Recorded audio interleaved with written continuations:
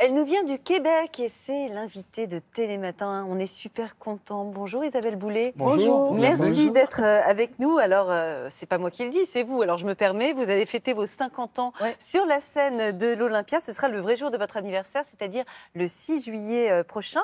Franchement, pour votre anniversaire, vous n'auriez pas préféré un petit repas entre amis? Un truc plus... Je voulais être sûre de ne pas être seule.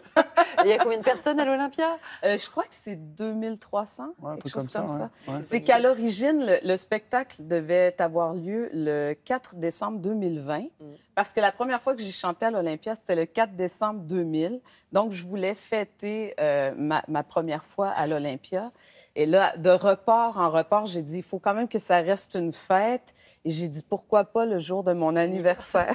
Donc, ça tombera le 6 juillet. Voilà. Pourquoi avoir choisi de le fêter en France? Nous, le public français, on est ravis, mais on doit faire des jaloux de l'autre côté, là-bas, non? Ben, écoutez, j'ai fêté mes 45 ans sur les plaines d'Abraham à Québec. Donc, ça, c'était déjà au Festival d'été de Québec.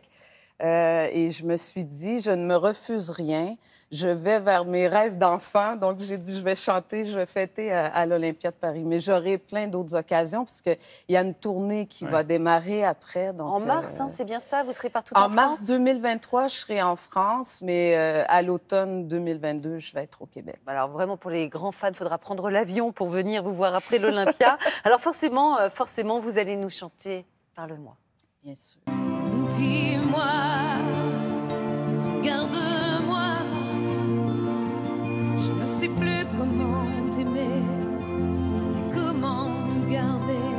Parle-moi, parle-moi,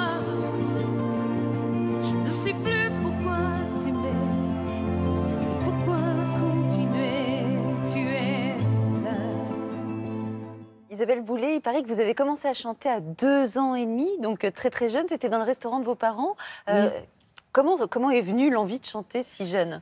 Bien, l'envie de chanter, elle est là depuis toujours, j'ai l'impression. Et parce que, bon, mes parents, quand on grandit dans un milieu où il y a beaucoup de musique, il y avait un jukebox, les gens mettaient des pièces, faisaient jouer les chansons.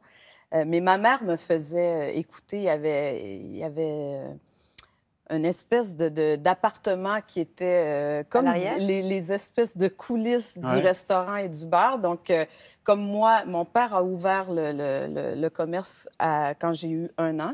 Donc, le 6 juillet 1973.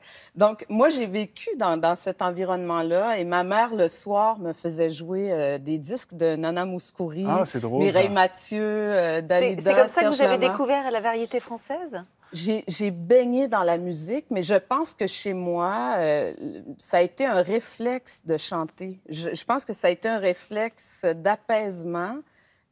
Parce que les gens, quand on vit dans un milieu comme celui-là, tous les drames, toutes les joies convergent vers le milieu, en fait, dans lequel il y a le restaurant, il y a le bar d'un village. Donc, c'est comme une espèce de convergence. Tout le monde s'y retrouve. C'est la place du village, en fait. Voilà, exactement. Et moi, ben, je chantais pour apaiser les gens, en fait. Je pense que j'ai chanté pour consoler. Pour faire du bien, en quelque sorte. Ouais. Alors, quand on dit Isabelle Boulay, les gens disent « Oh, quelle voix! Oh, quelle voix! Oh, quelle voix !»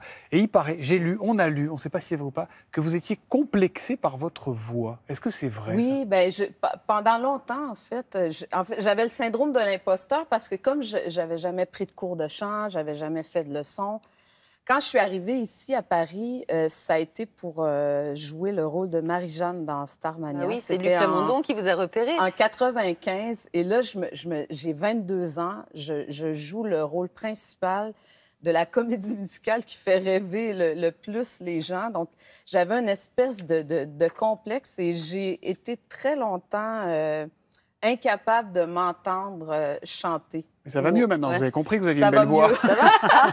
Quand vous remplissez les salles, vous ça imaginez bien qu'on vient vous voir parce qu'on adore votre voix. Alors, vous parliez de Starmania à l'instant, 350 représentations. Ouais. Il paraît que vous auriez volé votre costume. Ça veut dire quoi, ça?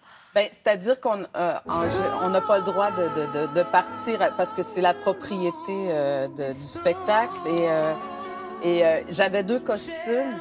Donc, l'habilleuse, elle a dit prends-le si tu veux. Je vais faire comme si je t'avais pas vu. Donc, je l'ai encore chez moi. Le costume de J'ai votre encore ma rôle. robe, la robe bleue que vous voyez. Voilà. Et donc, j'espère que vous avez un bon avocat, Isabelle Boulay. Hein, vous voyez ce que je veux dire? Parce que... Ah, je peux la rendre, il n'y a pas parce de que, souci. ouais.